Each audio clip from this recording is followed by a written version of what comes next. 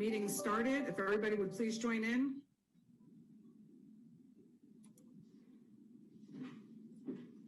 And, oh, I see everybody coming on. Thank you so much. Today is Tuesday, June the 2nd, 2020. It's our briefing agenda scheduled for 1 p.m. And I'm going to read the following. Following the recommendation of Governor DeSantis and the Florida Department of Education, this meeting will be held virtually and will streamline on the district YouTube channel. A public comment submission form is available via www.leesschools.net/leadership/board/board_meeting. Click onto e-comments or see the instructions on the public comments section of the agenda for information on how to submit your comment via email. The public can also comment on agenda items in person through the following process. A line form outside of the district with 6 feet of separation between each speaker. One person at a time will be allowed into the boardroom. A laptop signed into the board meeting will be at the podium with the microphone open and the camera on for them to comment. The board attorney will recognize the speaker so they can start and alert them when their time has expired. And good afternoon, everybody. I don't know if I said hello, but hope everybody's doing great. Today we have one item under executive services, one item under business services, and one item under operations, followed by public comments, board member comments, board attorney comments, and good of the order. And if I could please, if you will, when you're not speaking, if you'll make sure that you are muted so that way there's no distraction or background noise so that everybody can be heard. And if we will please make sure that hello Melissa, if we will please make sure that we keep our time constrained so that way we can get through this and everyone has an opportunity to speak. So if we could start with executive services, and if the presenters would, when they get up, if you will please let us know who you are, introduce yourself, because there's numerous ones and I just want to make sure we're speaking to the right person. Thank you very much. So it's student progression plan.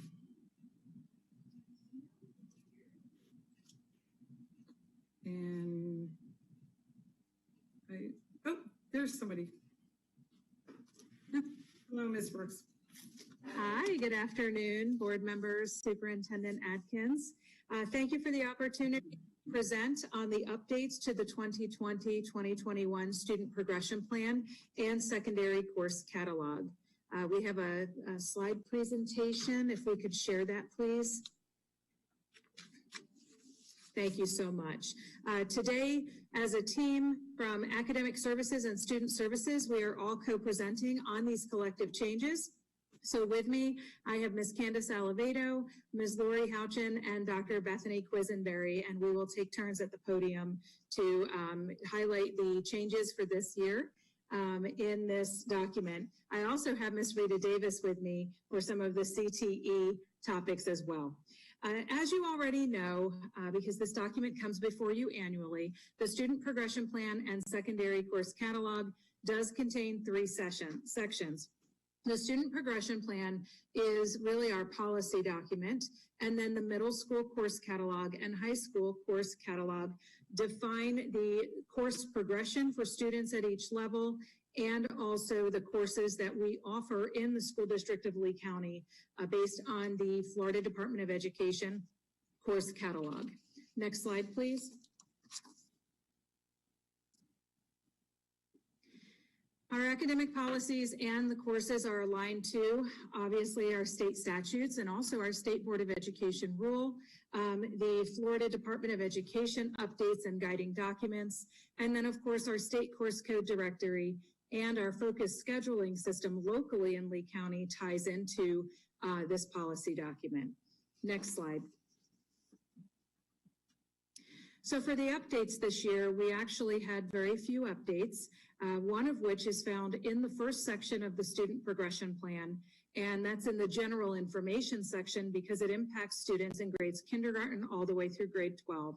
We added a paragraph to define the required health instruction for students that was defined by each state Board of Education rule. These rules were passed all the way through September 29th, 2019, and it covers required instruction for K-12 students in the areas of human trafficking prevention, child trafficking prevention, substance use and abuse prevention, and then specific to our secondary students, the mental health and wellness instruction also layers in for those students. Next slide, please. I will now turn it over to Dr. Quisenberry to define the elementary updates. Good afternoon. So there's only 2 updates for the elementary student progression plan. The first is that iReady assessment has been added in as we have increased the number of schools that are piloting the program. And we have also added in the DIBELS assessment for foundational reading, phonological awareness, and phonics. I gave a presentation on that a couple months back to the board on how we're using that data, not only for retention, but also for intervention. So those are 2 of the performance indicators that have been added for overall elementary. Next slide. And I believe it's Lori Houchin is next.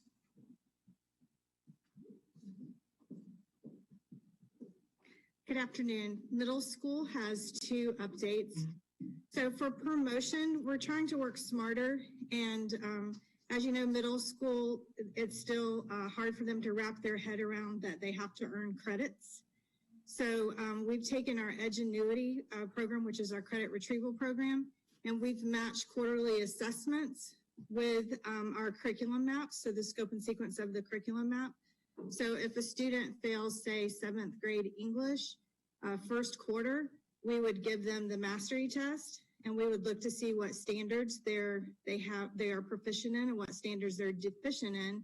And then we would work with the school and the teacher to ensure that they're working on the standards. We'll retest and see how they're doing. And in this way, they'll be retrieving their credit quarter by quarter. And that will eliminate the need for mid-year promotion, and our students will be on track to go to high school on time. The other change is in the social studies progression. And so our students were at a disadvantage, and other districts have gone to this model as well, in which we took world history 6th grade, civics in 7th grade, and US history in 8th grade. And so they were walking into civics really with no foundation of how our country was built and founded. And so we're changing that progression, and we're moving US history to 6th grade. And so for 2 years, we'll have to offer US history in both 6th and 8th grade because our current 6th and 7th graders still have to finish out US history. By the end of that sequence, we're on track to do textbook adoption. And a lot of teachers have asked that we move away from world history completely, and they're interested in Florida history and or geography. And so we'll cross that bridge when we get there, but we're hoping that, like other districts, that our students will have a better foundation of how our country was founded prior to understanding the laws that are governing us with civics. And so those are the 2 big changes for middle school this year. Next slide, is Lori Brooks.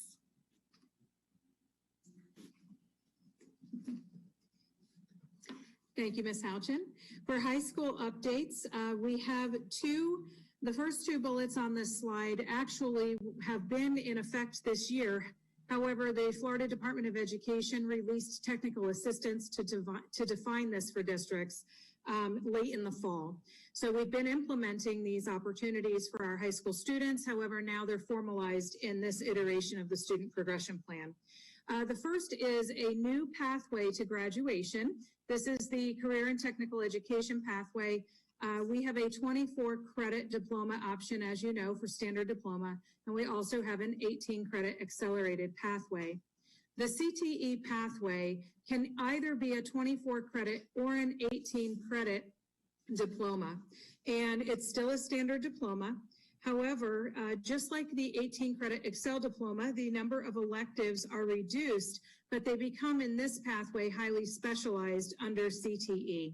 So under the CTE pathway, students must take 2 credits in CTE courses that result in program completion and industry certification, or they can have 2 credits in work-based learning programs, they have to also have 2 credits in work-based learning programs, or they can take up to 2 other electives. So again, with the CTE pathway, they must complete 2 CTE courses that result in program completion and industry certification, and they need to take either 2 credits in work-based learning or just simply 2 other electives.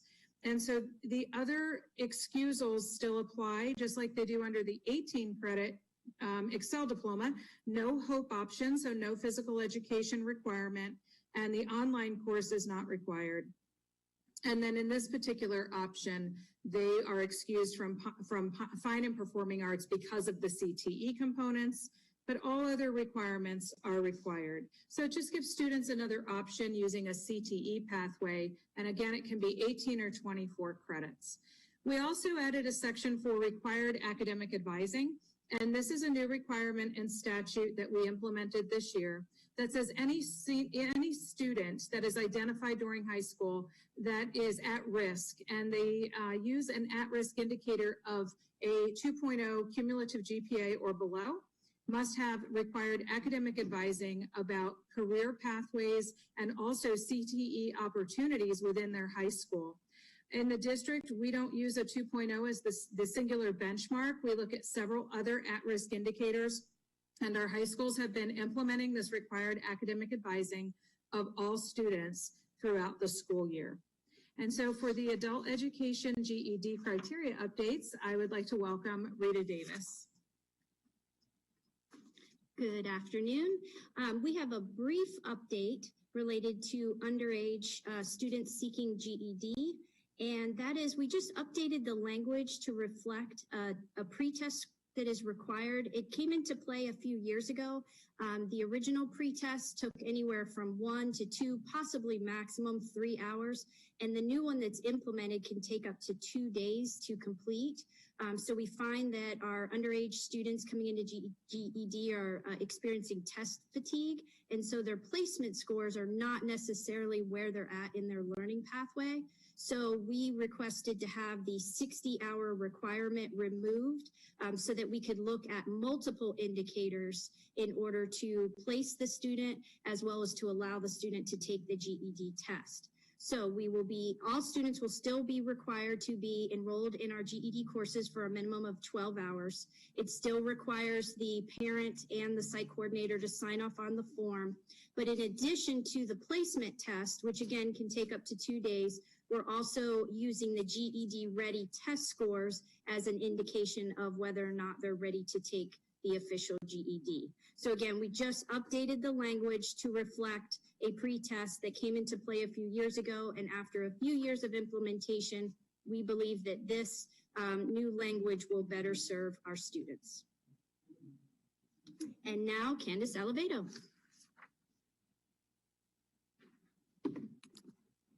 Good afternoon, and just to round out the high school updates and changes, those last 2 bullets that were up there were on exam exceptions. So part of this stemmed from the work of the Teacher Advisory Committee and also putting a very consistent policy in place. So it now has in there that any student that has a required final for AP, IB, ACE, and FSA ELA in high school will not be required to take an additional teacher final exam. So this removes that language from there. We outlined exactly which courses this would count for, and we also outlined how their final score would be calculated. In addition, the last 3 years for our high school math progression, we've had liberal arts mathematics in place for 9th graders coming in who may have been struggling. We've studied that data, we've collected research, we've also worked with our school administrators and have decided this is really not the best course of action for our students. So we are changing our high school math progression to have any 9th grader coming in from 8th grade mathematics to go into algebra. It outlines, though, for the schools, which students should have additional opportunities for differentiated math instruction to help fill the gaps that they may have. It also puts them on a math course that provides more opportunities for higher level math in the future. So those round out our high school updates. And Daryl, now if you'll do next slide, we will open it up to questions. Thank you, Candace. Is there anyone who has any questions, please?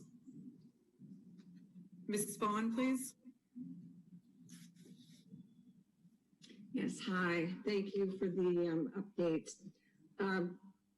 Two questions. The first one is really quick. Regarding Florida history, since I didn't grow up in Florida, is that a class that's taught in elementary school, like 4th or 5th grade, something like that? Do they have?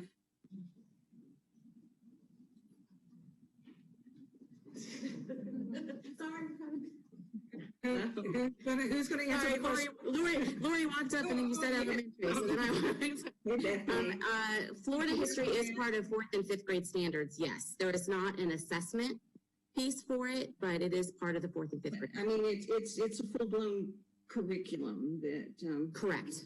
Yes. Yeah. Correct. And so the only comment, I was figuring it probably would be, and I know this is in the future, but I'm hoping that when you take a look at that as we move forward, that the kids, the geography and the world history for us to be a world-class school system. Sorry, Florida, but I think that bears teaching more than round 2 of Florida history. Anyway, okay, so the more important question right now is it's the 12 hours of the state required, the mental health piece. I had a question on that. Hi. Okay, the state required. Okay, so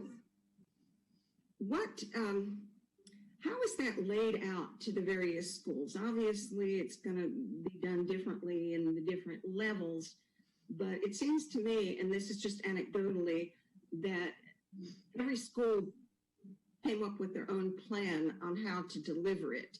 And I also heard a few comments from some teachers and these are high school teachers, saying that it was paralyzingly boring at the high school level. And I'm just wondering if it's going to be the same this year, if the schools are all supposed to be doing it like however many days in a row.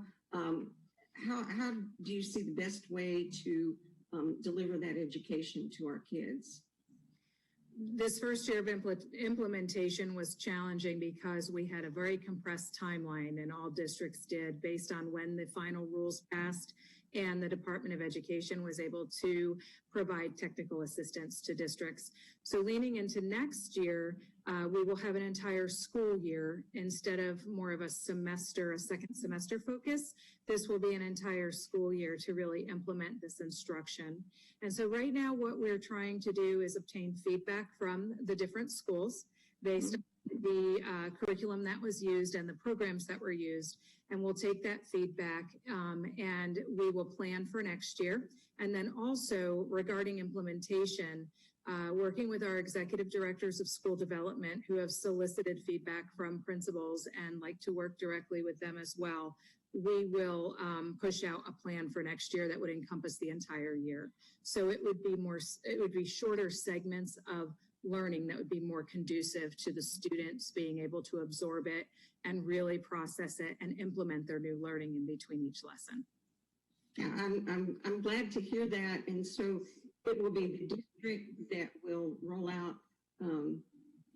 strong suggestions on how this should be done. It won't be up to each individual school to reinvent the health wheel, so to speak. And the curriculum that we used really provided schools with the tools they needed to implement. And so it was the elementary curriculum was on the DOE list of approved curriculum and had a scope and sequence attached to it. That was implemented by the classroom teachers. And then middle and high school, this was a kind of a video clip with classroom discussion format.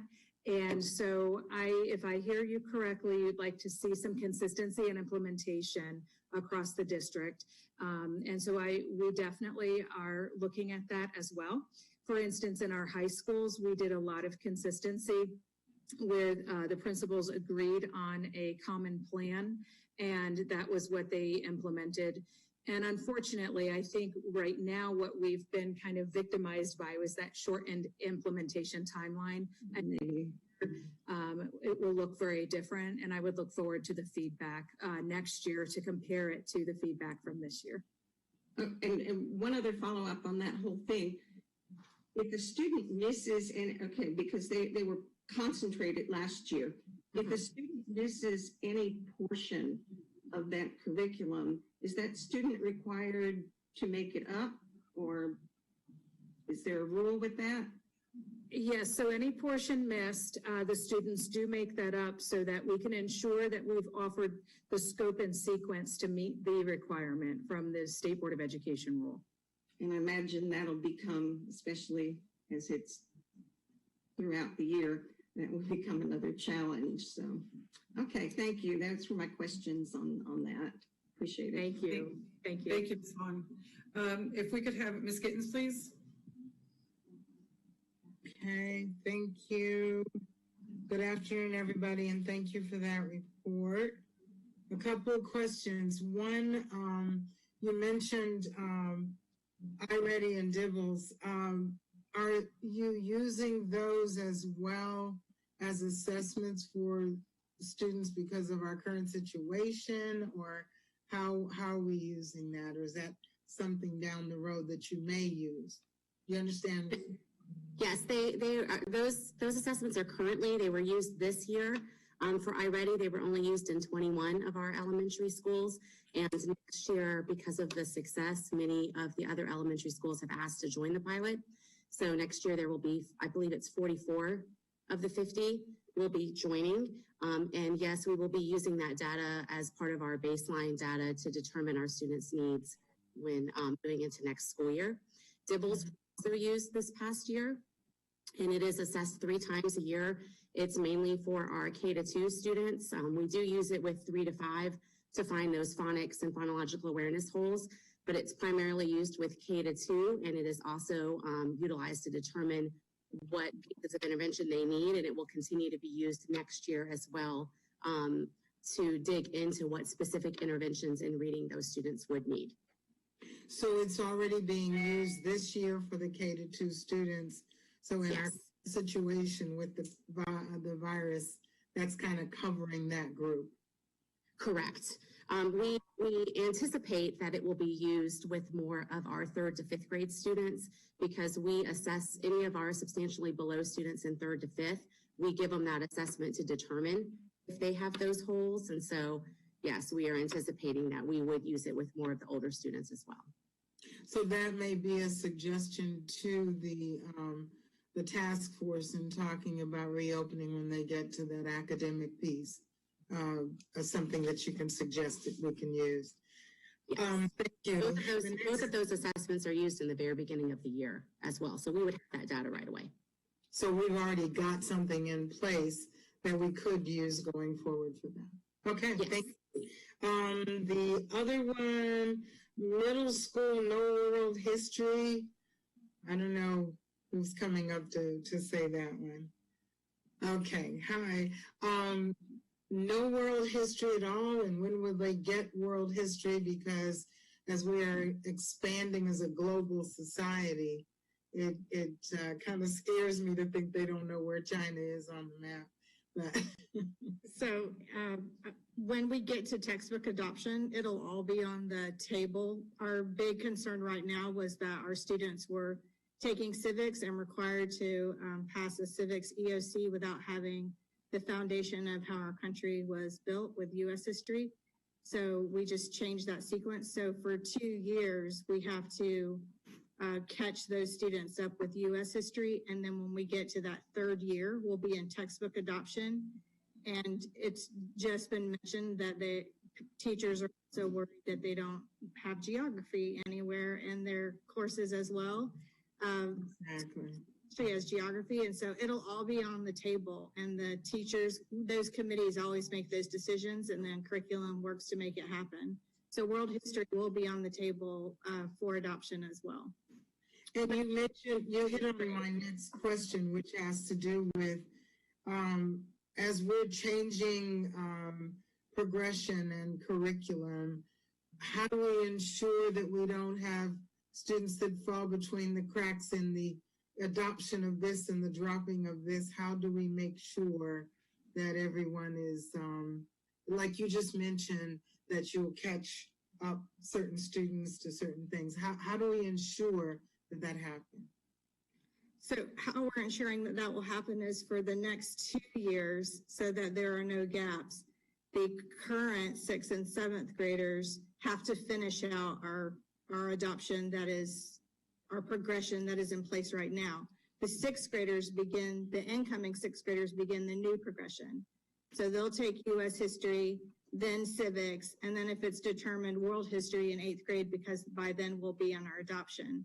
So, and that way, all of our students over the next 3 years will not have any holes. They'll have all had all 3 of those courses. Awesome. And my last quick question has to do, I used to teach GED at night, and I heard you talk about GED test fatigue. There was teacher fatigue too, but is GED now all online as opposed to classroom? I'm going to give it to Rita. Don't sound so happy about it. Hi, so we implemented something brand new for this summer. It is completely online, both our GED and our ESOL courses. In the summertime, it's a shorter semester for us, and we normally have anywhere from 800 to 900 students enroll. We have almost 600 students currently enrolled. We started classes yesterday, and we have students from all around the world, Venezuela, Russia, California, that are enrolled in our ESOL and GED classes. So we're actually and we did a complete online enrollment and also online instruction. And so we're going to bring this model forward into the fall and spring semesters. Now, when we are able, we will offer in-person classes again, but we are learning how valuable the online instruction is. And I guess my only concern would be that, especially the students that are just on the edge of graduating from high school, but they missed something, so they have to do GED and need that hands-on kind of support, and it may just lengthen the time in their learning to have to do it all online. So, and we're very sensitive to that. We have a career pathways person in GED. We also have onboarding coaches. So as soon as you enroll with us, you are walked through a process. It's very individualized attention, especially with our high school students, because we understand the challenges for folks to enroll in GED and ESOL. And so we put in extra measures to make sure they feel welcomed and that they're getting the attention they need. Okay, thank you very much. Thank you. Thank you. Miss Kathleen Morgan, please. Yes, but first of all, I just, in general, I love the presentations because they all came really from a place of what are our strengths, what opportunities do we get from those strengths, particularly in terms of using data, and you know, how has it informed our student progression plan and offerings going forward. So I just want to say that to all 3 levels, I really appreciated the way they put their presentation together. I was just so incredibly excited by CTE. You know, between the business applications, the cybersecurity and the technology, the landscaping and the agriculture, the carpentry, clearly we are gearing up to meet the needs of the local community in terms of what the workplace is demanding. And clearly a lot of work has been done, and kudos to Rita and her team for what they've accomplished. My only question is this, and it has to do with the early childhood.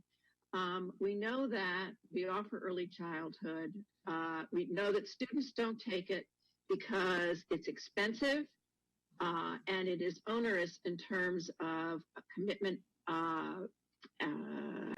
internship hours. I'm just curious as to whether there will be an opportunity, there's any discussion going on at the state level about making that more accessible to our students, because that is an area where there is significant demand, and we're not right now in a position to do anything about it. So first, Ms. Morgan, thank you very much for the kudos. And speaking to the CTE section in the progression plan, we did something different this year. We reorganized it by programs because we wanted families and students to be able to see the actual course progression. Lori mentioned completers. Our Perkins grant is all about enrolling in 2 or more classes related to a program. So it's very much like a multi-layer alignment that we're doing. So we're glad that you recognize that was a deliberate effort. Regarding early childhood, it is a catch-22 for us. It's not a high-skill, high-wage job. So it doesn't fall on state, regional, or targeted occupation lists. So that immediately knocks it off the ability for it to become funded by Perkins. And it also takes away from, there's not as many folks lobbying for it to get it onto a list that would allow it to have, easier access or more funding, just because of the low wage associated with the occupation. The need is definitely there. And we also don't have any other certifying agencies providing any kind of industry certs other than the CDA, which does involve a lot of hours, and rightfully so, because they're taking care of all us humans. But we have tried in the past to get the paraprofessional exam on the industry certification list, just because that would be a great way for students either going into our teaching academies or early child to have the credentials. But again, it relates to the wage component. So that's where we need to really look as a region and maybe get together with CareerSource or other entities to find out how to get a targeted occupation based on something other than wage. Fantastic. Thank you very much. Thank you. Thank you. Ms. Vaughn, I see that your hand was up. Did you have something else too? Okay, you have another 5 minutes, please. It won't take 5. Thank you. I was really glad to hear Ms. Gittens also echo what I said about the world history. And as she spoke, I thought of something that has been apparently missing in our curriculum. Over and over again, I've heard from, especially from African American parents, that their students do not have the kind of foundation in African history, in history of minorities, and this would include rather mature subject matter when you talk about the treatment of Native Americans, et cetera. So I was just wondering if there's anything in our curriculum and at what grade level that would address this concern. And it needs to be something that's taught beyond, oh, this is Black History Month, let's do 3 days of Langston Hughes or something like that. So what can you tell me about that? And that is a huge concern from our African American parents.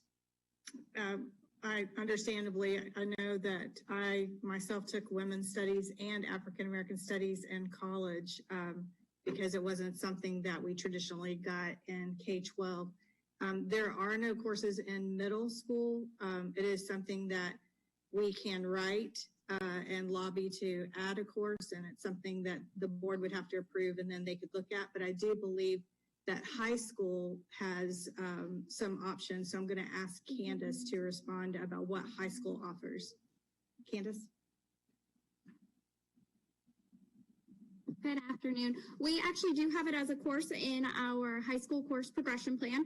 Dunbar High School does have several students that take it. It is a half semester course. They look at that enrollment every year for it, but it is in there. It's one of our courses. We could investigate though and see how we can further build that across more campuses in Lee County, but it is an option for our students to take here. Well, and just one more commentary on it.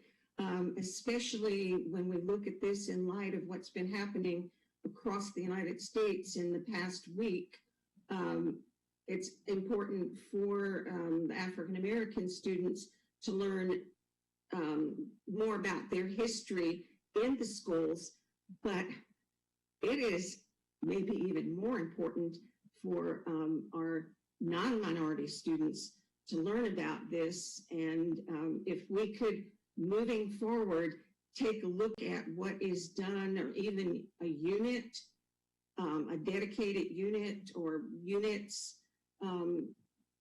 earlier in school careers.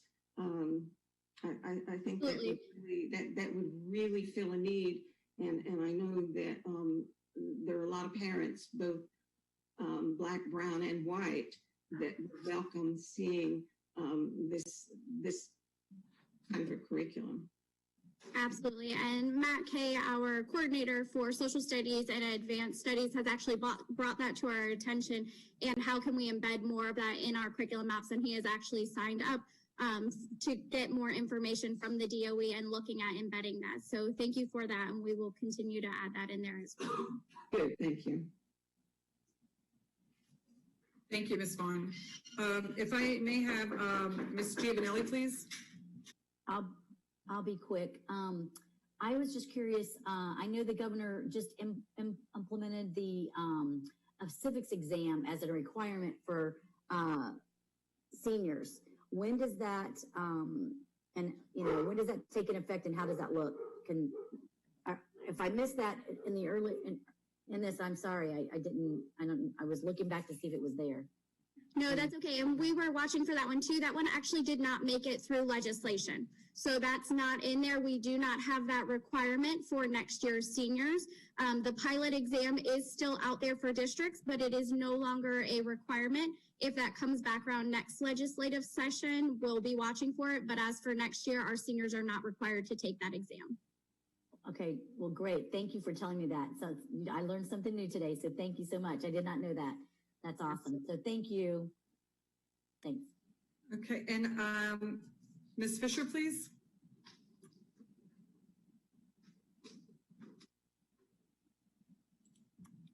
I just wanted to piggyback on what Ms. Vaughn and Ms. Gittens said about the course in African American history. So if Candace could come back, because I wanted to clarify a couple of the things that she said about the course being offered at Dunbar High. So what exactly is the name of that course? It is African American Studies, and it's okay. a 5 that's in there. Dunbar High School is one that I know offers it regularly, because Mr. Miller and I were just actually talking about that as we looked at progression and students. And then Mr. Matthew Kay is actually on a task force for the DOE. Oh, great. Okay. And did you say that was a half semester course? Or it is. It's a half a semester. So it's a semester. It's a point. It's a half credit. Oh, it's a half credit. Okay. I'm hearing Lori off to the side. I'm going, what did she say? Yes, it's a half credit. Okay. It's a semester course. Okay. All right. Thank you. That's all I need to know. Thank you. Okay, Ms. Gittens, I have you next. However, you only have 2 minutes for your 10 minutes. Thank you. I don't need that long. It was basically on the same subject of the African American history studies, and I have had the opportunity to speak a couple of times in that class at Dunbar, and I know that this was almost a year ago during Black History Month, and the teacher was trying then to get the opportunity to do it in other classes and other schools. So I hope that the teacher at Dunbar that started it there is a part of the task force and is able to present some very good and constructive ideas as to how to move forward in other schools with it. Thank you. And I would just like to say thank you, Ms. Vaughn, for bringing that up, and Ms. Gittens, because I firmly do believe that we need to, that is part of Florida history for sure. And it needs to be incorporated into that. And it's kind of disheartening to find out that it's just one of our schools, and it's Dunbar, that is actually has that course. So we have to, I'm glad that we're working towards perhaps offering it at the other schools, but I do think it is, it's important. It's really important for us. And I don't believe that, there's no other hands that I see. And ladies, I really thank you for coming before us and giving this presentation. We really do appreciate it. So moving on to our next one, which would be business services. And that's the FY21 capital plan. And if the presenters can please, hey, Kelly, tell us who you are. Hi, Kelly Letcher, Director of Budget, and I'm glad to see you all again today. So this is going to be a presentation between myself and operations. So I'll start it and then they'll take over midway through. So I just wanted to Daryl, if you can bring up our presentation. You can go on to the next page. Okay, thanks. So we just wanted to kind of go over some history of our ad valorem taxes. As you can see here, this has been our history since 2007, and we're projected out through 2025, which is part of our current 5-year plan that you'll be looking at. We have an average tax increase of about 6.9%. We have been conservative going out over the next 5 years and only did that with a 3% growth rate just to make sure. We just want to give you a little bit history on there. If you go on to the next slide, you can see that over the next 5 years, we're projecting that in our ad valorem taxes that we'll collect about $731.5 million over the next 5 years. And if you're following along on the capital plan, you can see that on the top under the taxes category and the revenues on that. The next slide, please. Impact fees is another area that we bring in funds into our capital budget. Our collections are based on the county commissioners set those rates. We did have a Duncan report that was done in 2018, and we should have another one come up in about 2023. Currently, our collection rates vary between 50 and 55%. What they've done in the past is they've gone to a 2.5% increase year after year until it hits the 55%.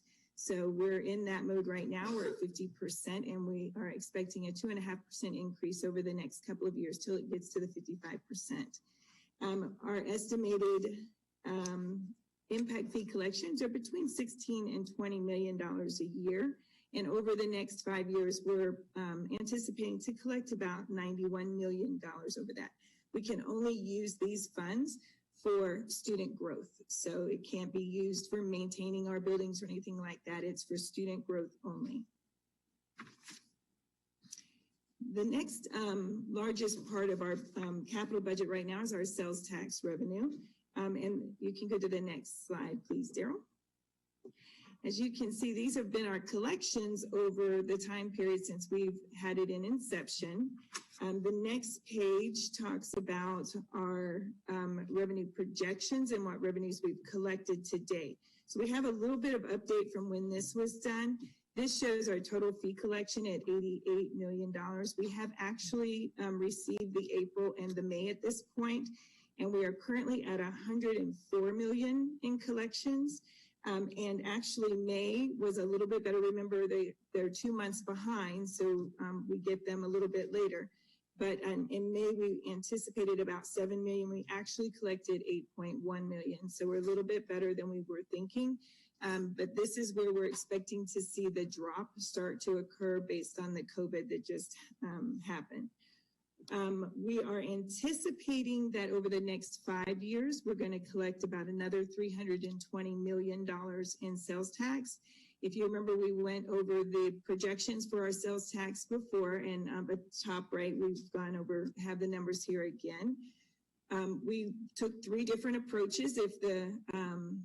If everything came back, just started up as normal, we were looking at projection 3.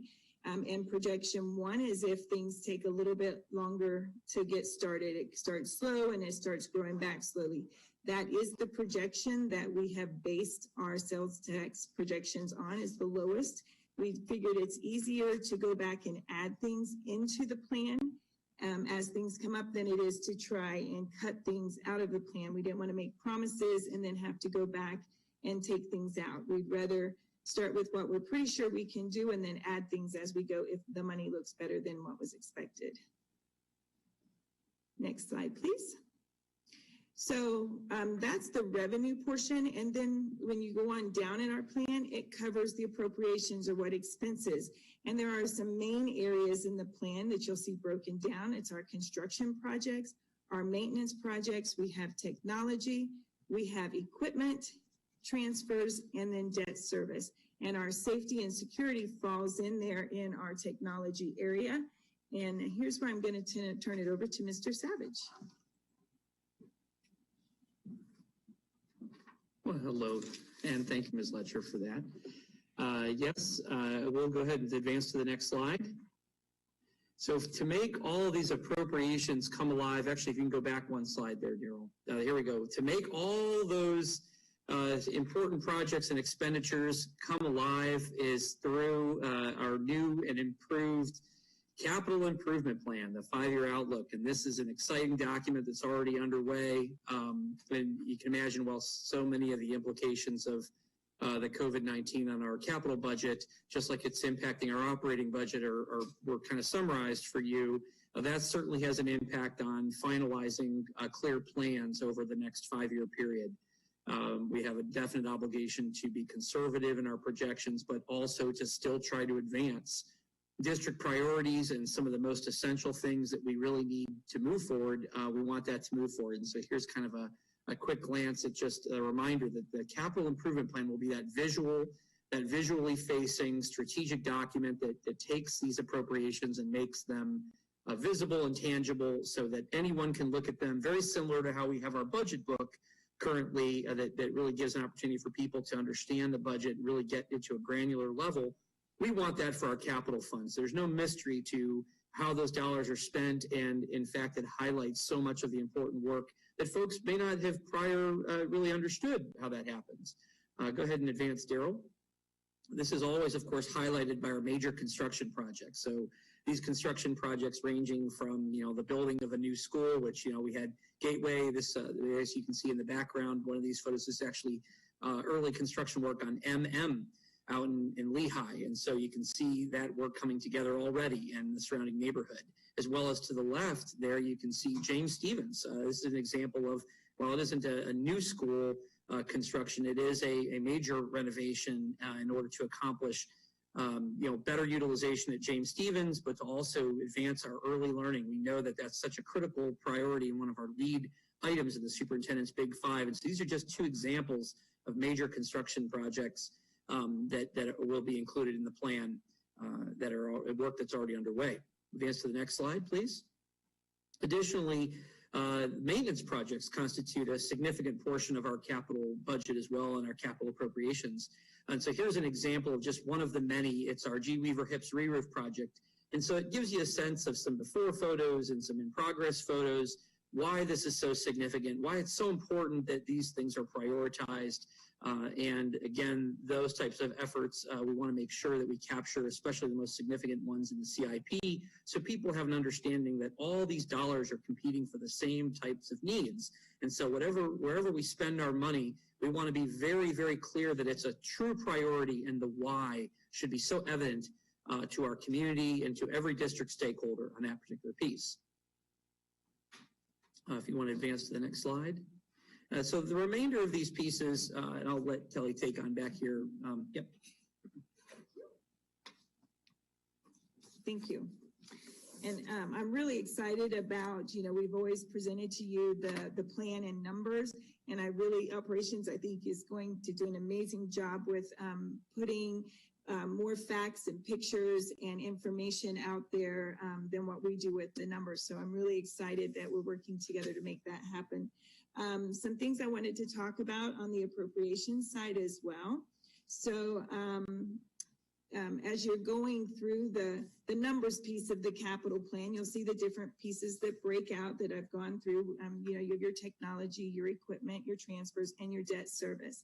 So the debt service, of course, is the amount that we are paying in our debt. We have a statutory requirement to not exceed 75% of the ad valorem taxes, and we're currently at 49.8%, which is a very good spot to be. So we are looking at that. I want to say that the capital plan is an ongoing and constant moving plan. There is some backup documentation also on some things that are included in the plan. So it's a further breakdown of those high points. So when you see like maintenance projects in the capital plan, the other sheet that you have kind of breaks down what items fall within that maintenance project. So you have some idea of what's really falling within those areas that we're looking at. We are still working. There's a capital committee that gets together. We are still working on this plan. So this is a draft plan. We're hoping to have it finalized shortly, but we are getting back together to finish this up so that we can pull all these pieces together and bring a final plan to you with the final budget. We do in the 5-year plan have 2 elementary schools, 2 middle schools, and 2 rebuilds in there as major capital projects going on. And that's not including the Gateway High that's underway as well. That's all that I think we have right now, unless you all have any questions. Okay, is there anyone with questions, please? I don't see any hands up. Miss Gittens? Couldn't find my little hand button, I'm sorry. That's okay, I saw your hand.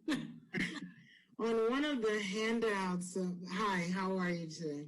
Okay. One of the handouts, which one is it? Capital Plan FY21, it's got the numbers, and it's 7182 that's talking about the portables.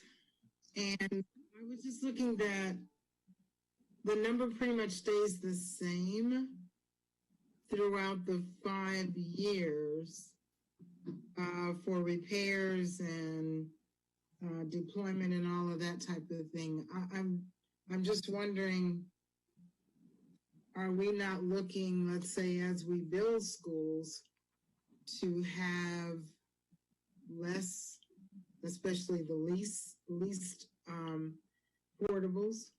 Wouldn't this decrease as we go along through the years? So this is the budget that you see here is to maintain the currently district-owned portables and to move portables from one site to another. So like I'm in the process of building Gateway, we have to move portables from the current site over to the site to house those students until Gateway is built. And so this budget covers all of that movement of stuff. And as we build and we no longer need portables, we will be reducing the leased portables first. So they'll come out of the system. We'll stop leasing them and they will be first. And then hopefully at some point we can start removing our other portables. But I think Ms. Ebal explained yesterday how they are permanent. When we own them, they're permanent. So it will take a while to get rid of them. But our hope is at some point, of course, to not need the portables, but with our growth rate, it's really hard to keep up with our growth at this point. Well, I guess what's confusing to me is looking at that bottom line that says lease portable, the 6037, and it stays the same. I just think that there would be some type of movement financially as we get into 22 and 23, and we're saying schools will be opening. And then I guess also where does the number of district portables, everything is just staying the same. And it just seems like it should be fluctuating, even though there is growth, but we're building. So somewhere there should be some give and take financially, is what I'm saying. But thank you.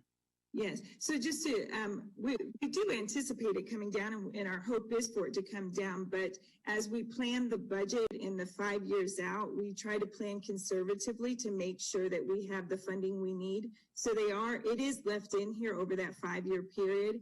And as we relook at these every year, and hopefully we can build to the point where we can start taking them out, and then you'll see them fall. It's just that we're being conservative in the out years to make sure we have the needs covered.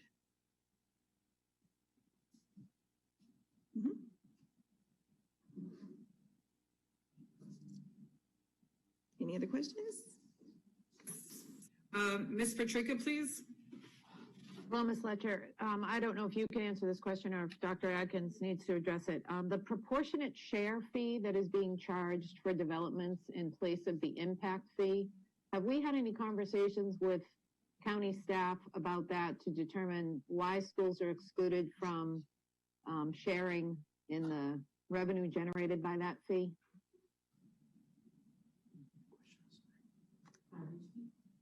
Proportionate share fee?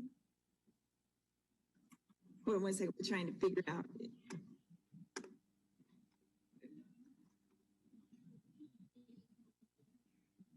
So Dr. Atkins going to speak, or? I have not had any conversations myself. I'm just waiting to see if any of them have. I know that, operations is often in contact with county staff, for example, but I have not. Perfect, thank you. Could I ask that we perhaps investigate that to some extent and find out, do the legalities of it preclude them from sharing that revenue with school districts? I know that the ECCL, the Estero Council of Community Leaders, is looking deeply into impact fees, how they impact the funding of new construction for schools, and they actually presented the proportionate share fee to me as a means of sort of circumventing the impact fee structure as it exists, and we don't get any of that. We do get a portion of impact fees, so I'm wondering what our approach should be, if anything, with regard to that. Thank you. Yeah, we will look into that. Thank you so much. Okay, Ms. Lecter, do you understand what she's asking for, or do you need that to be written and sent to you? No, I think we figured out what she's asking at this point. Okay, I just want to make sure. Thank you. Thank you. Ms. Patrica, do you have any other questions? Thank you. Ms. Vaughn, please. Yes, hi, Kelly. Hi. I just wanted to clarify in my mind, I know there have been issues with buses and in schools about cameras, GPS system with buses and that sort of thing. Is that that's equipment is like large major equipment? Is it, okay, so anything like a camera, a system, even a GPS that would come out of the technology? So there are some line items if you look at. I don't have that open. That's okay. There on the third document, which broke down the projects even further, you can see under transportation, there's GPS units on there. And so traditionally, we also buy the cameras and stuff. So anytime we purchase a new bus, we always purchase the GPS unit and the camera with the new one, and then we have a budget for the replacements if something is damaged and they need to replace it. So that is covered within this capital plan as well. Okay, and that's good for the new buses. I'm just hopeful, and that's yes, it's covered. We you that we keep up with replacing, and it's the same thing. I would assume that many of the newer schools, the placement of cameras in their systems, because they're newer, are built in and better. So hopefully that will be something that we're making sure that across the board, we have all these systems working. Yes, and there is also but in the technology, there is for cameras at schools as well. Right. Right, yeah, I was concerned with both on the buses and at the schools, because as we unfortunately have various incidents occurring, this is the way that we can, get at the truth by being able to access our camera, our playback with the video. So, yeah, I know that's out of your purview, but yeah, I'll pull up that other piece so I can look at it now that it's a little clearer in my head. Thank you. Thank you.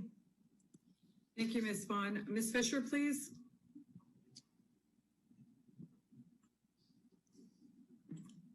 Ms. Fisher, Yes, I just wanted to ask, please, for Ms. Patrica, could you clarify a little bit more exactly what you're talking about on the proportionate share fee? Sure. So, through the chair, may I? Yes, actually, I was going to ask you to do the same thing, especially so that Ms. Reeder has that exactly what you stated. Sure. So the new developments that were highlighted in yesterday's Estero presentation down east on Corkscrew, I'm aware of the fee being charged there. I can't talk or speak to the rest of the county. They are being charged a proportionate share fee in proportion to the impact that development will have on infrastructure, to include roads and sewer hookups and that kind of thing. So it's essentially being used the way an impact fee would be used, but it's being called a proportionate share fee instead of being called impact fees. We all know that schools get a portion of impact fees, but we don't get a portion of proportionate share fees. Does that make sense? You may have heard us refer to it in the past as concurrency. I know that when Mr. Mora used to present, that's the phrase he used, but it's, and some of our developments in the past have provided space. I think River Hall is an example. It's either space or dollars relative to the impact of that development on the community at large. Ms. Fisher, does that answer your question? Yes, that does. And once Dr. Atkins mentioned the concurrency, that's what I thought it might be. But thank you very much. Perfect. Thank you. Before I go back to Ms. Gittens, do I have Ms. Giovanelli or Ms. Morgan? Do you have any questions that you may have? Perfect. Ms. Gittens, please. Yes, on the document, the Lee County School Capital Plan, I don't know, Ms. Lecter, if you have that one up with it says 2021 to 25, and it's got estimated revenue, debt proceeds, and all that. You know which one I mean? Can you explain? I'm sorry? I just said yes, ma'am. Oh, okay. All right. Can you explain under appropriations for each of the three zones?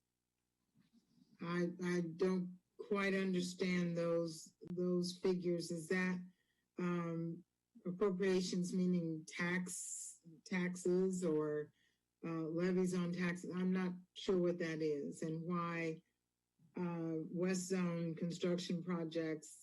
So we're not planning on building anything in the West Zone up until 2025 for the next 5 years. But in the South Zone, we're looking at almost double what the East Zone is going to build. Yes, so we break out by zone, and it's not by funding source when we do the appropriations on our capital plan. In this plan, this is all of our funding sources together. And this is what the major schools that we're looking at building or remodeling or renovating within the next 5 years that are currently on the plan. And so in East Fort Myers, we, of course, have Gateway that's going up, and then we have the new middle school, and then we'll be adding an elementary school in the East Zone as well. And in the South Zone, we are looking at adding a middle and a high school in there, as well as remodeling Franklin Park and Cypress. So that's, we're looking at where the growth is occurring over this time frame and trying to build where the growth is right now. And I do believe that in the West Zone, it's after this 5-year period that we're projecting its growth, and it will be probably in the future 5-year plans, you'll see growth in the West Zone. Okay, so is this broken out anywhere that shows what is new, building and what is renovation? So anything that you see that is like an East Zone, East Middle MM or something like that, where it's not an actual name, those are new schools on the plan. And if it is an actual school that's a remodel or a rebuild, you'll see the school name there. So as you see in the South Zone, Franklin Park and Cypress are the two rebuilds that we're looking at, or renovations that we're looking at. Okay, and the elementary K and NN are the two that we've been discussing. Mr. Savage wants to step in and speak for a moment. Hi there, Ms. Gittens. Hello. I had a feeling you were hunting for the innovation school in there. No, actually, I was not. No? Well, the reason I asked is because the East Zone, well, the East Zone didn't include on this piece, but it is broken out in the detail, and it's under the, specifically under the large capital plan, large CIP project section. So that would, of course, if it were placed, let's say in the East Zone, for example, then that would certainly shift the scales a little bit in terms of what you were kind of analyzing, because it looked like you were trying to discern from the specific zones where the new school construction was occurring and so forth. And so I just wanted to make sure that while that planned appropriation is in a different section, that you would be able to kind of tether that back in that particular piece. Obviously, since the location of the innovation school has moved, I think 6 months ago or so, it was planned to be down in the Estero area. And then the most recent discussions had it in the East Zone. And so that's just something that, because it is out, I want to make sure that you saw that appropriation in the attachment, specifically under the large capital improvement project. So it's, I want to say the third attachment. It's on, well, I can exactly where it is. So yesterday, Ms. Eba mentioned that the projected middle and elementary school in the South Zone were going to be on our plan that we already, that we've used for the footprint we've used for other schools. So that would mean that the cost should be similar to previous schools, right? Yes, they would be priced very similarly to the other pieces. And yeah, the South Elementary K and the South Middle NN that are showing up, those are in fact the Estero ones, looking at that particular, that piece of it. Those are called out directly. Over a 2-year period of time. So as you're looking at the appropriation, you'll see it's kind of broken into 2 sums over 2 years. And that's very typical with how the school appropriations are demonstrated on that document. Okay. And I'm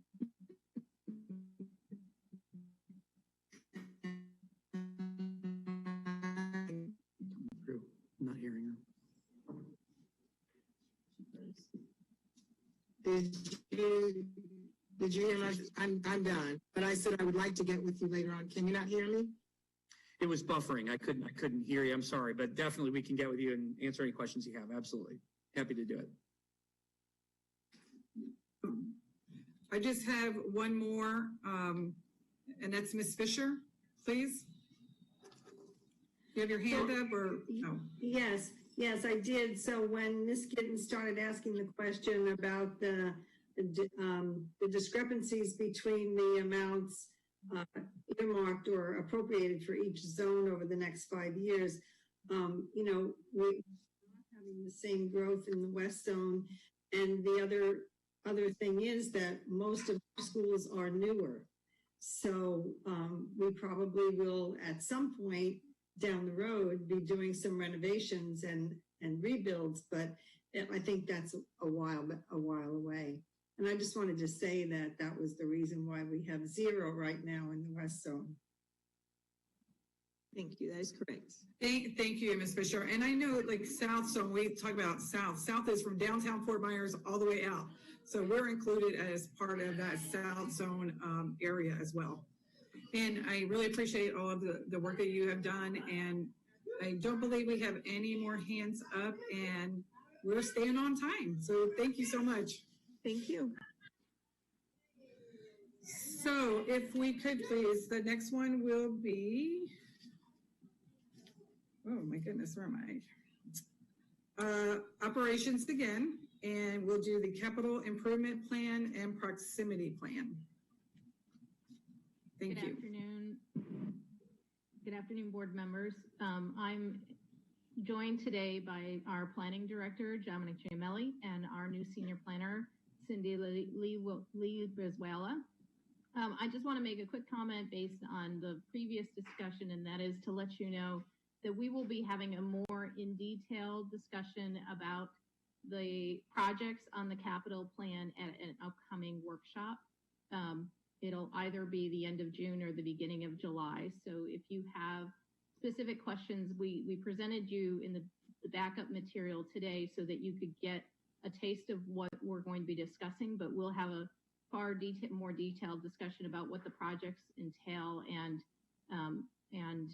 how they're being funded and what years they're being funded at an upcoming meeting. So thank you, Ms. So on that, I would ask that Cindy and Dominic, oh, there's Dominic, that Cindy and Dominic join me today. What we would like to do in preparation for that next meeting that we're going to be discussing the more detailed projects and kind of the precursor to the capital plan, the capital improvement plan, which we will bring to you sometime the end of July, beginning of August, is to start talking about how the growth issues impact our decision making, and to make sure that our planning decisions are based on the statistics and information that we have learned about our community. So Cindy has done an assessment of this, of our growth capacity along with Dominic, and I'm going to turn it over to Cindy. I think you want the presentation presented, Cindy? Yep. So if you can present the presentation, Cindy will present it, and then Dominic and I are available for questions at the end. Good afternoon. My name is Cindy Leal Brizuela, and I'm going to discuss the capital improvement plan and the proximity plans data, which will be driven by student population, development, and growth to guide and frame district priorities. Next slide.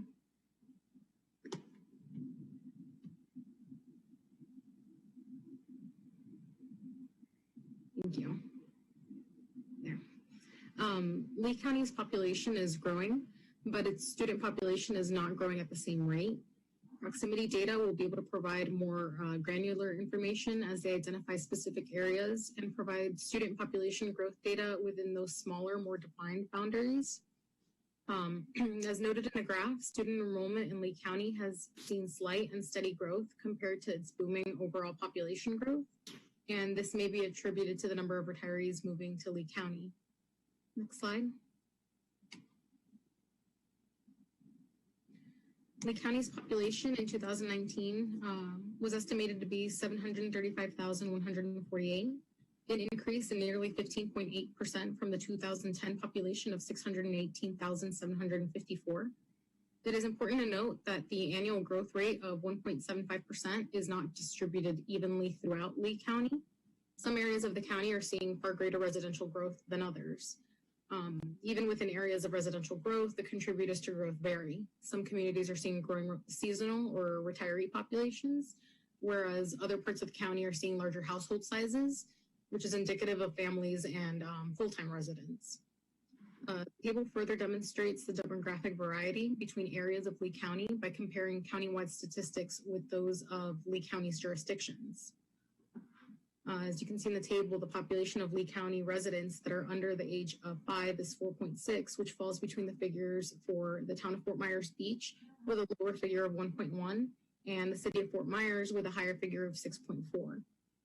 The same pattern is apparent for residents under 18 years of age and for residents ages 65 and over. However, Lee County's average household size is larger than that of the city of Fort Myers, which may be attributed to families with more children or multi-generational households residing in the suburban areas of the county. Next slide. The demographic variety existing within Lee County is not the only challenge posed when anticipating population growth. There are approximately 58,127 acres of vacant residential land in Lee County. 12,743 of those acres are in Cape Coral, and 26,734 of those acres are in Lehigh Acres. The majority of the vacant land in Cape Coral allows for single-family residential development at a density of 4.4 dwelling units per acre via the single-family future land use designation described in Policy 1.5 of the Cape Coral Comprehensive Plan. That can result in approximately 56,069 single-family dwelling units that can be accommodated within the vacant residential parcels. It should be noted that assemblages of parcels to allow for multifamily housing alternatives are permitted in some areas of Cape Coral. Therefore, the number of dwelling units which can be accommodated is actually higher than the 56,069. Lehigh Acres is similarly pre-platted. It allows for development up to 6 units per acre in the Urban Community Future Land Use Designation, which is described in Policy 1.14 of the Lee Plan. This would result in approximately 160,404 dwelling units, which may be accommodated by the vacant land there. This is again a conservative estimate, as there are other future land use designations permitted in Lehigh Acres, such as the central urban category, and that has a standard density range between 4 and 10 dwelling units per acre. Pre-platted areas contribute to some unpredictability in growth patterns. Their general lack of major permitting needs, such as rezonings or development orders, hinder tracking residential development in both Cape Coral and in Lehigh Acres. Next slide. The exhibit on this slide demonstrates potential and active residential developments in Lee County. The pink indicates the previously discussed vacant pre-platted lots on which single-family development may occur by right. This color is seen mostly in northern Cape Coral, Pine Island, and across Lehigh Acres in the eastern part of the county. Major residential developments are taking place throughout Lee County as well. They can be seen in orange. There are a number of high-density residential developments occurring within the city of Fort Myers, and there are large residential projects occurring along Corkscrew Road and Daniels Parkway to the east of I-75. Next slide.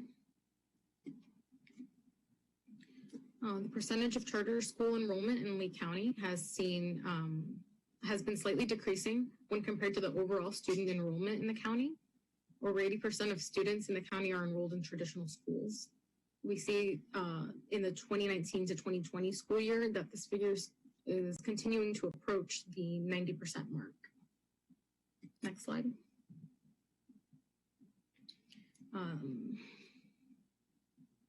So the charts on this slide have the enrollments and their projections.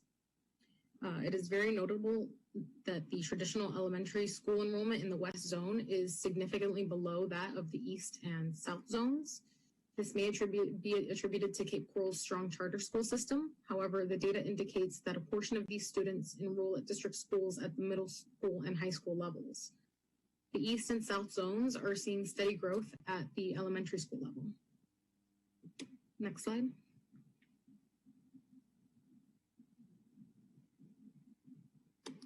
Overall, K through 8 enrollment is graphed above, as well as the traditional high school enrollment. Both graphs demonstrate increasing enrollment trends. The zone's high school enrollment is anticipated to increase significantly within the next few years. Next slide. Fish capacity at each level varies. For elementary schools, it is considered 100% of student stations. At the middle school level, this figure is decreased to 90% of student stations, and at the high school level, it is 95% of student stations. The graph was populated using data from the 3 tables that are included in the accompanying handout. Next slide. And again, that handout has this detailed, further broken down. These are just the zone capacities, and that's all I've got for today. Are there any questions? Thank you, Cindy. I do see a hand. Let's see, Miss Gittens. Surprise, surprise. Okay, hi Cindy, and welcome. Is it Neil? How do you pronounce the first name? Leal Brizuela. Oh, okay, I can't say that. Welcome. It's okay, thank you. But after we finish our Spanish class, we'll be able to. Question, when I looked at the lead plan tables and documents, they were a little bit different, especially on the page that had, which one is, the demographic variety.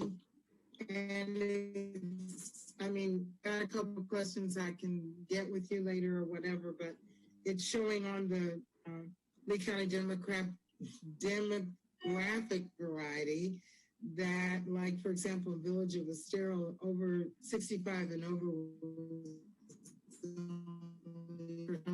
was more 60 something. Sorry, you were breaking up a little there. Okay, can you hear me yet? Oh, better. Okay, hold on. Sometimes if I plug it in, wait a minute. Sometimes that's better. Is that any better? Okay, sometimes if I plug it in for some reason. Okay, no, I was saying that on the lead plan website, the tables show different numbers. For example, the amount of population 65 and over is much higher in the South area. It's more like over 60%. And I believe that was on a 2019 or 2020 table from the county. So I had a question about that, and we can talk about it later. Okay, I did use census data to fill in the tables, so it might just be that we're using different sources. Well, on the census data is going to be from 2010 with some update in 2018. Sorry, it's the American Community Survey, I think it is, but right, American was 2018, but it's not as big of a sampling as 2010 would be. So I guess it's a matter of looking at what did they use for lead plan as well, because theirs is supposed to be a little bit more up to date. One of the questions I have is on another document I looked at, it talked about student-teacher ratios per school. And in certain zones, the student-teacher ratio was a lot lower. There were, the numbers of students were there, but the student-teacher ratio was lower. So I would like to be able to see what that is kind of across the zones. And Dominic, that may be a question for you to have our, digital person to look up, but I would like to see sort of number. Certainly, that'll vary a little bit by not just zone, but by school, due to the way that they actually run the class ratios for Tier 3 schools versus non-Tier 3 schools. So depending on the zone, the number of Tier 3 schools, that number will vary a little bit. But we can get you that data. And Tier 3, don't they have to be less? Tier 3 is set up with smaller class sizes, correct? Right, okay. And there was one of the documents that Another thing just to mention, in addition to that, is the ESE classrooms in a building, which would also have a lower ratio. But we do have to, again, keep in mind, I think as Dominic pointed out, the tier system, we've funded a higher staffing. The lower ratios are at your Tier 3 schools. And then you factor in the ESE, which also has a lower ratio, which could potentially bring those down. Okay, so if there's more tier 3 schools, shouldn't the student teacher ratio be lower, not higher? Again, it depends on, you have to think about the ESE schools at other locations. Okay. So, a lot more complicated than it might, first appear. Right. Okay. It just says if we could please stick to the subject, because I don't believe the teacher's ratio was on that. And well, to your five minutes, and I just want to give everybody an opportunity to speak. Okay. Thank you. I will stop. Thank you. Is there any other, is there anybody else who has any questions regarding what Ms. Cindy was speaking on? I don't see any hands.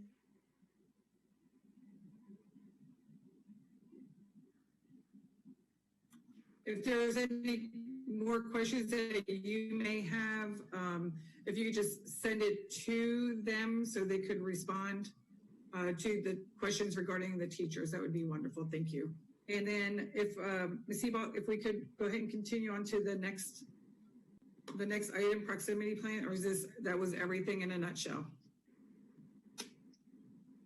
I believe Dominic is going to discuss the proximity plan, but we will make sure that we get the data that you're looking for. This data that we shared with you today will be incorporated into the capital improvement plan that Dr. Savage discussed earlier.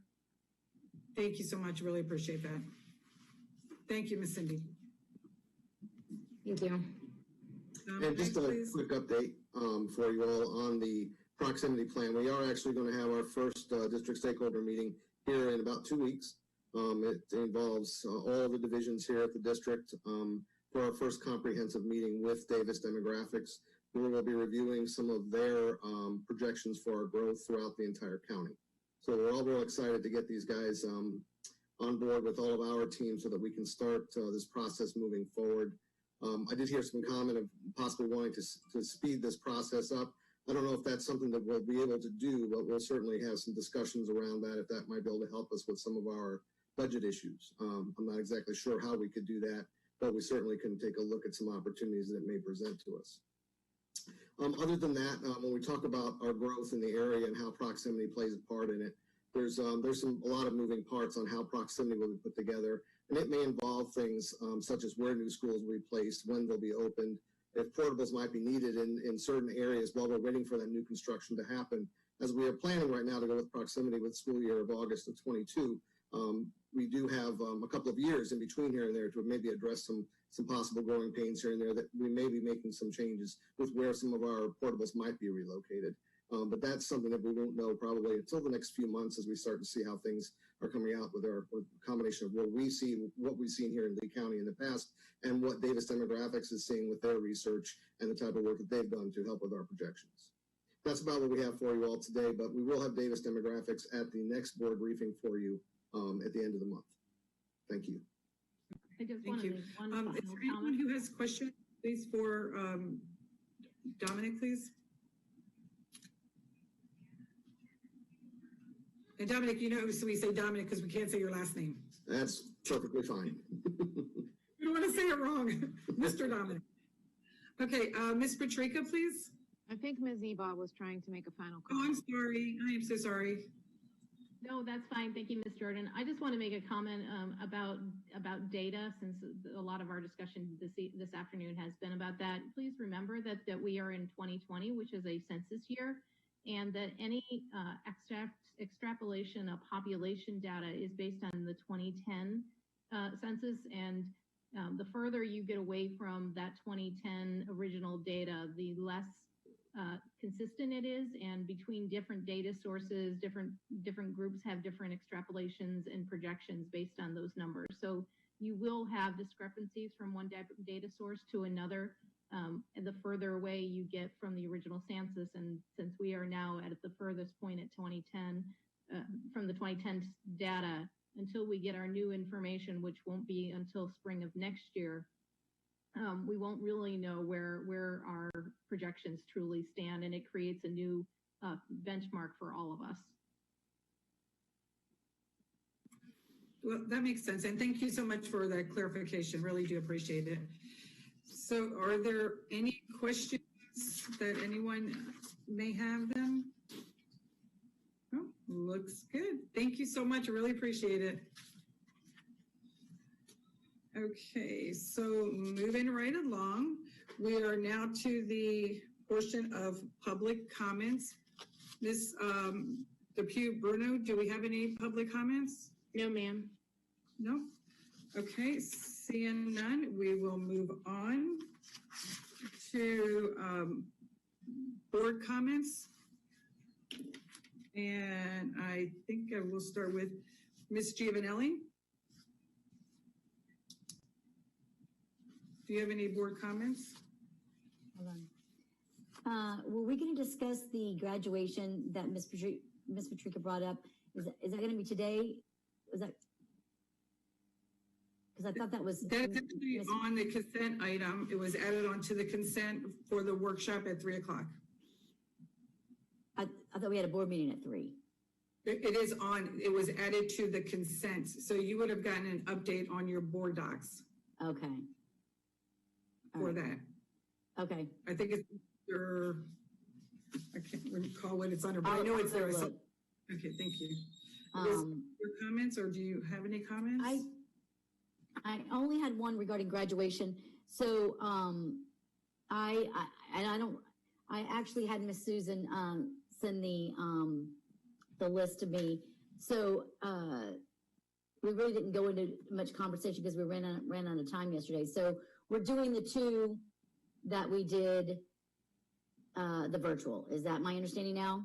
Correct. Now, I know that Susan sent out as well, prior to this meeting, everybody should have received the information with everybody's name on it. It doesn't have a name on it, has a district, so it has the I saw that number. And so they are the schools that you actually did the virtual ones for, will be the schools that you will be presenting to at the in-person ceremony for this year. Okay, so that leaves me with, so I want to ask a couple board members. So I have my cousin is graduating at Riverdale, and I would like to attend that. I'm not obviously commencing or officiating, but I would like to be at that graduation with the board member that is attending that and doing that one. And then also my nephew is graduating at Estero High School, and I would like to attend that as well. I don't believe there was a conflict with the timing of the ones that I'm attending. So I just wanted to let everyone know that I would like to attend those. And I, Ms. Giovanelli, I spoke to Ms. Susan about that this morning. And I know because I have the same similar event going on as well. And so I think if we just let each other know and be respectful to that, the schools do not have a problem with us being there. I know they didn't last year, and we just need to be respectful to the members that will be presiding over that. Yeah, so that's what I'm doing right now. Just let Susan know. Yeah, well, I just wanted to let the board know. So that's what I'm doing at this moment in time, and just making sure that everyone's okay with that. And then I'll get with Miss Johnson and let the schools know that I would be attending that. But I just wanted to let the board. I'm not expecting to do anything. I just wanted to be there. I don't know if I even can hand the diploma at this point. That's what we would anticipate it, but I'm not even sure that's even going to be, what's happening with considered the social distancing. So, all right, thank you. That's really all I have. Thank you. Thank you. Thank you for sharing that. Appreciate that. And if I, Ms. Fisher, please. Any board comments? Unmute. Ms. Fisher, you have to unmute. I thought I did. No, we forget that. Sorry. Okay, I'll save my comments for the regular meeting, but I just wanted to say that our good cause item under consent and academic services is the approval of the second revision of the high school graduation schedule. So that's when we'll make that final decision regarding the, who attends which ones. Right, thank you. Okay, Ms. Patrica. So in accordance with our protocol, since we have a little bit of time, I would like to give my board report now. There's a few events that I've been able to attend over the past couple weeks. The first was last night, Mr. Carson at Three Oaks Middle. The community put together a retirement parade for him. It was really cute. He and another retiring person sat in lounge chairs at the parent pickup line. So yesterday was the day for 8th graders to drop off their materials. And at the tail end of that, they did a very, very extensive parade. It was very impressive. And these things make me a little bit sad because Mr. Carson is not being recognized in the way he normally would be. But at the same time, this was much more comprehensive than a typical retirement party would be. Y'all know we go to the Edison every year for the retirement, and perhaps individual communities will have parties for their principals. But this gave an opportunity for past colleagues, current teachers and administrators at the school, kids, families, all of them to participate and show their appreciation for him. So while there's a downside to some of this stuff, I think there's also a significant upside, and that's kind of what I'm choosing to focus on is the upside. And how it can be implemented in more schools across the district. Had my Finance Advisory Committee meeting, and a lot of what was discussed at that meeting was discussed during our budget update yesterday, so I'm not going to bore you with that.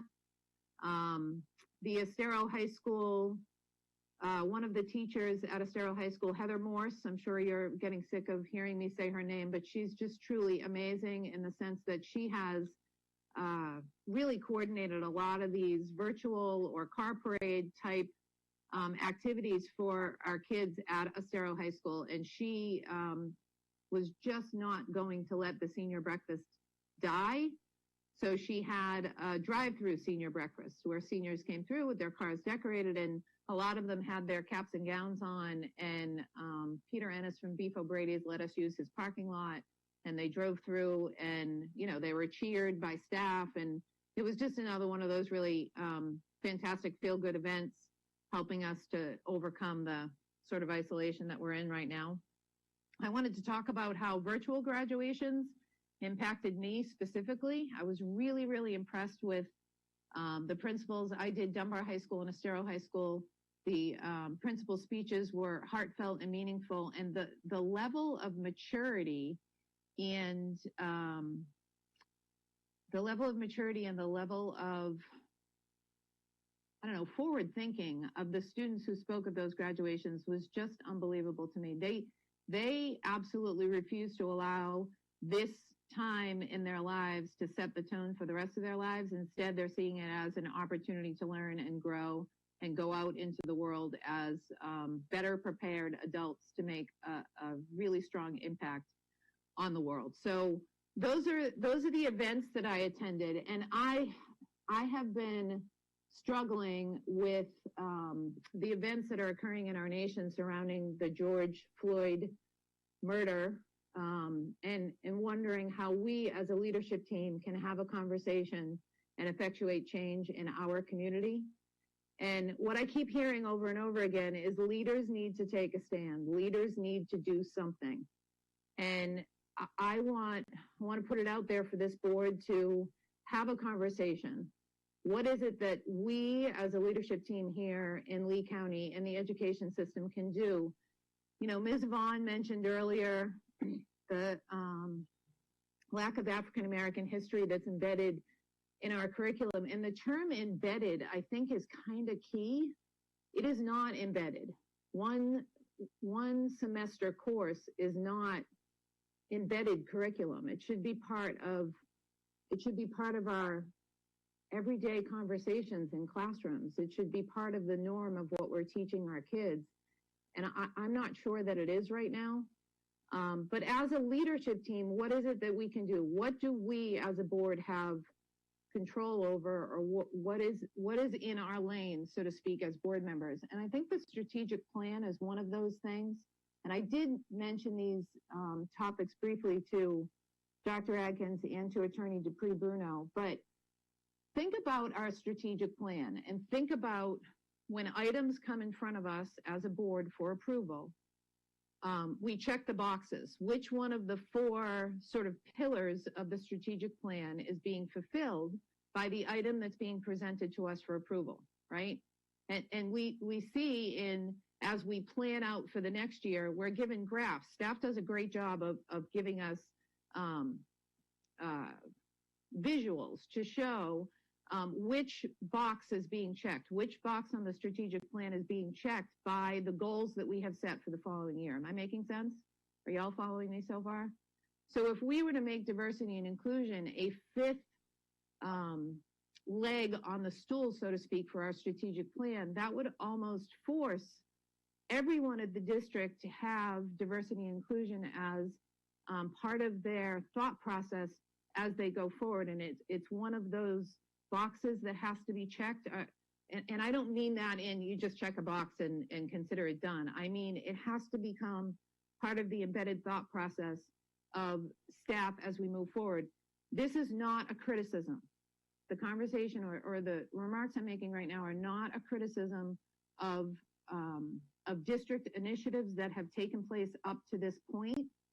But I just feel like this is a huge lost opportunity for us as a community to have a conversation and figure out what is it that we can change. And so I present that to you for consideration for future workshop discussion. Those are my comments. Thank you. Thank you, Ms. Patrica. Some really good points there. I'm sorry, Ms. Fisher, did you have your hand up for a reason? Did you forget something?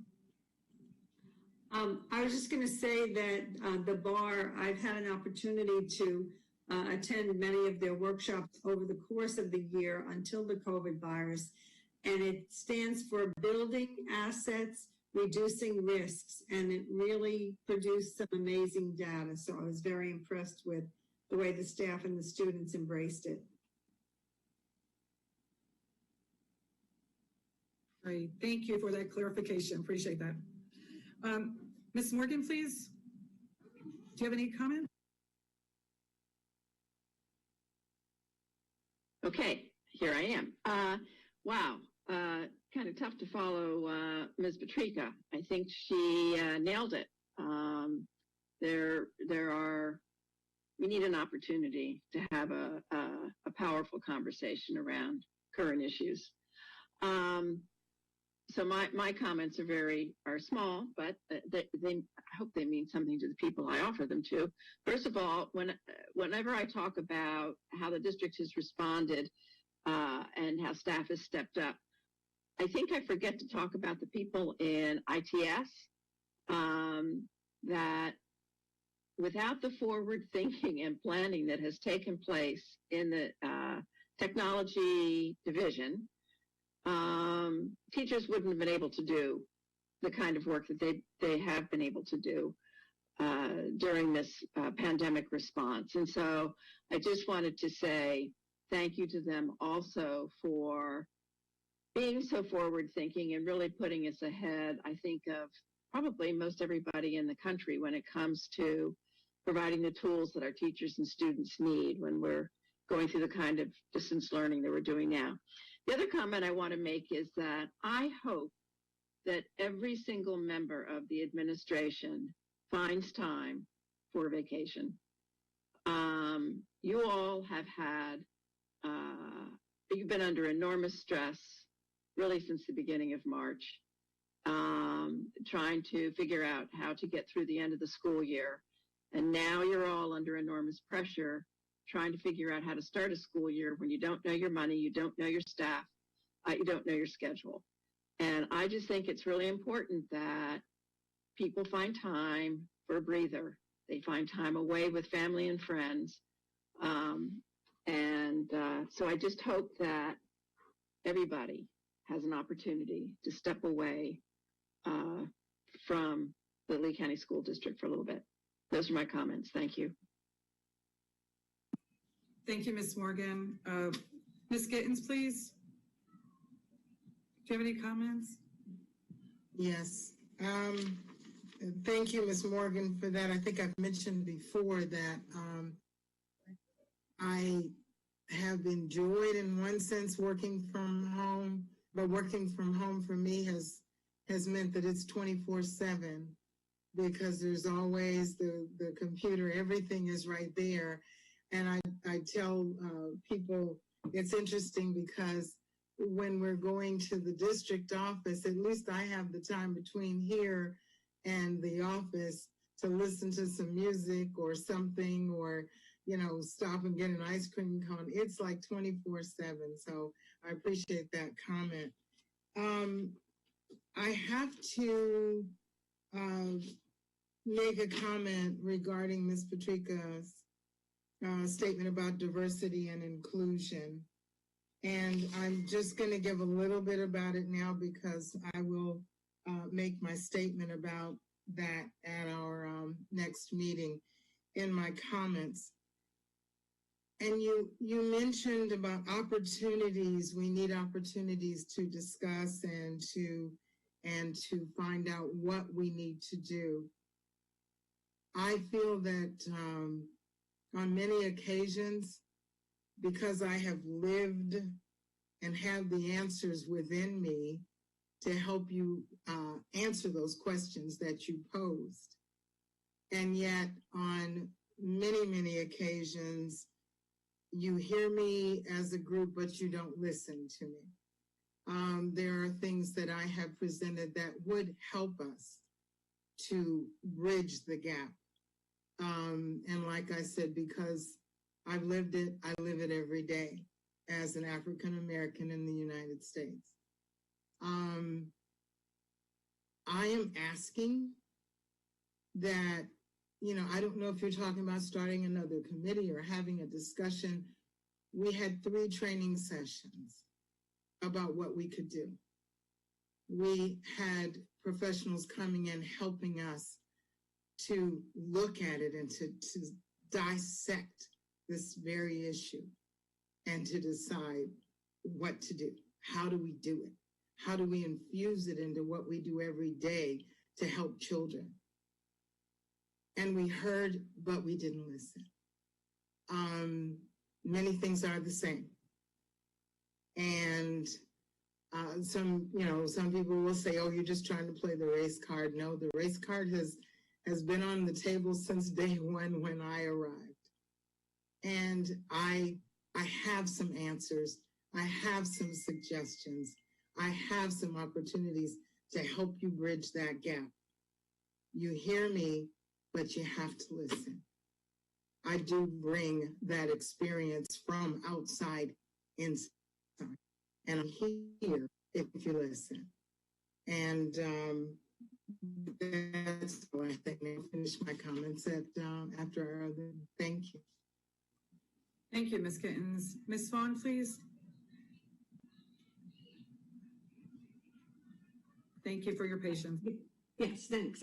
I was going to say something about the current situation, but I think I'll wait till the next meeting since we're running short on time.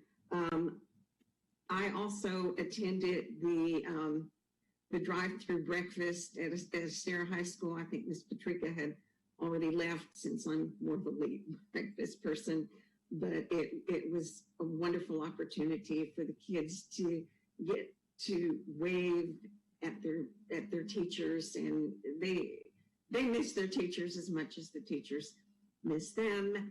And it was great for me.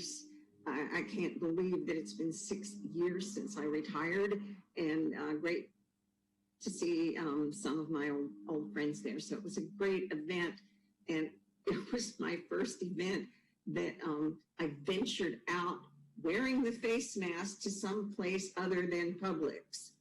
Okay, and here come the lawnmower people outside my window. The other thing is, all of you have been getting information from Lauren Stillwell on the Education Pandemic Response Task Force. Write it down to make sure I got it correctly. as you know, the family survey has already been sent out, so families should be filling that out. And also the staff survey. And we have our first virtual meeting scheduled on Thursday.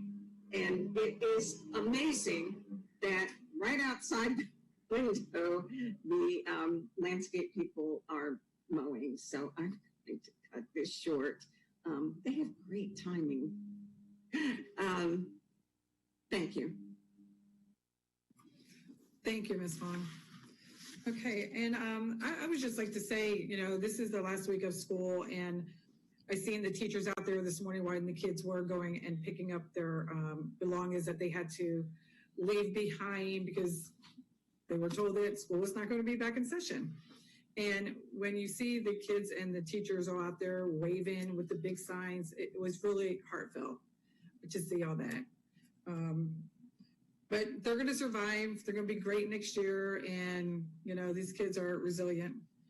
And I just want to give a shout out to all the staff at the district, the people feeding the kids, just all of them. I mean, it's just been quite a task, and we really appreciate everything that they have done.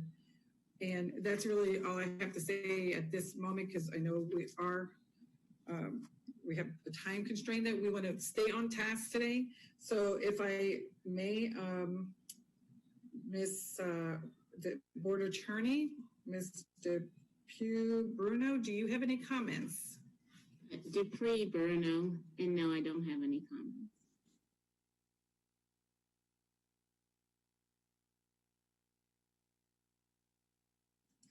Again, yes, I don't have any comments. Make sure that I write it down differently so I pronounce it the correct way. Dupree. That's how you would pronounce it, yeah. Thank you, Madam Ms. Jordan. Do you have any comments for today? No? I have no comments. Attorney Dupuy-Bruno, if it helps at all, I've been married 19 years today, and my mother still pronounces my last name incorrectly. My mother. Okay, Dr. Atkins, do you have any comments for today?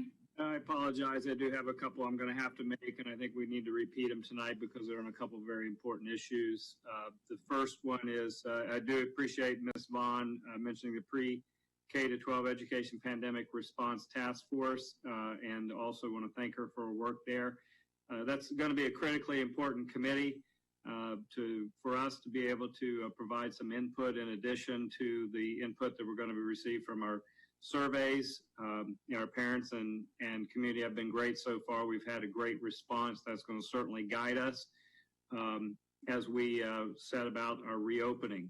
We have been really busy on those plans, but I do have to tell you that being on the phone yesterday with the superintendents across the state, the communities are different. What is the expectation on the East Coast are very different from the central part of Florida on up into the Panhandle and here on the Western Coast. So, we're going to be making adjustments accordingly. But our parents, pretty much right now, and our kids are ready to get back to school. So we are full tilt in terms of planning what those scenarios will look like. So we have a number of different hybrid models that we are going to be putting out there and getting feedback on, which is why the Pandemic Response Task Force is very, very important. I also just want to say I appreciate the support I anticipate receiving tonight regarding the board advisory committees and the latitude that you'll hopefully be providing us with, allowing them to meet throughout the summer. Our advisory committees are critical to providing us input, and this is, I think, just a great opportunity for us to utilize their expertise to help guide us as we're planning to reopen in the fall. So those are the end of my comments. Thank you. Thank you very much. Do we have anything for the good of the order? Seeing no hands. Oops. I have one. Well, just in the nick of time. Ms. Gittens. Well, I just wanted to ask the question. I do have some questions about the task force, and I've gotten quite a few responses from parents that started it and then stopped because it was 70 questions. And that is kind of an item that precludes some parents from answering. That is a concern of mine. I don't know when to bring it up. It's time for us to go to the next meeting, but I have concerns as to how the whole process was done. Initially, it was brought to us as a board and to discuss. We never discussed it. It was put aside so that the superintendent could bring back some names of potential people to be on the committee. And then between then and it coming back to us, it's my understanding that Ms. Patrica said that we should use the current task force that he already has. And so everything was shifted and it never came back to the board. And the board, the only thing that we were allowed to do was to select our liaison. There was, and if you look back in the minutes, that was not what we had agreed to do. And as a result, we haven't even had the opportunity to openly suggest members of the committee. They were selected for us, the students were, the others were selected, and I just think that if we're going to be transparent and work together as a team, we need to follow, we talk about following the rules. We need to follow the process that we set up and not excluding and saying, well, there's already a task force set up. We as a board did not decide that. That was decided by one board member, and I think that is not the correct way to do things. So we had no input. And then we were told, well, the liaison is going to provide everything and come up with the suggestions and the tools. And in one of my meetings with the superintendent and some of the staff, I brought up the idea of doing a survey and keeping it simple and keeping it at like a 6th or 7th grade level so that people could all participate. And since it never came back to the board, that's why it never got out in the open, and other suggestions and thoughts from other board members. So I am disappointed. Are you speaking of the task force or are you speaking on the survey? Which one are you? The task force, the survey is a part of the task force. If we had had the discussion, like we said we were going to about the task force, then these things could have been brought about and could have been discussed. But nothing was ever discussed because it was changed and it was decided that we're going to do this. I don't know if the rest of you did, but I did not have a vote in that.